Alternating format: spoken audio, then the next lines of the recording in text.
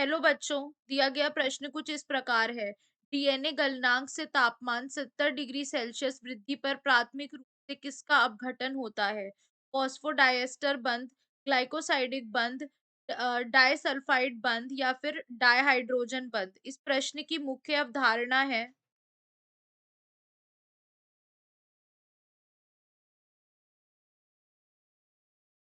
इस प्रश्न की मुख्य अवधारणा क्या है? डीएनए। डीएनए जिसको हम क्या कहते हैं? डीऑक्सी राइबो न्यूक्लियिक अम्ल कहते हैं। यह क्या होता है? यह जीव जितने भी जीव होते हैं उनकी कोशिकाओं में पाया जाने वाला एक गुणसूत्र होता है। क्या होता है?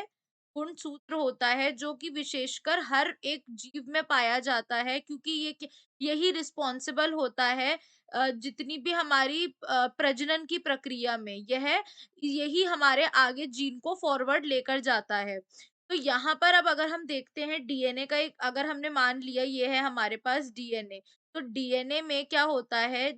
न्यूक्लियोटाइड्स पाए जाते हैं, जैसे जी, सी, ए, टी। तो जो जी और सी होते हैं ये 3 हाइड्रोजन बंध से, और जो ए और टी होता है ये 2 हाइड्रोजन बंध से जुड़े होते हैं।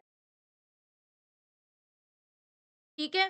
तो अब होता क्या है, ये एक ये द्विरज्जुक जो कि डीएनए होता है वो 2 रज्जुक यानी डबल स्ट्रैंडेड होता है।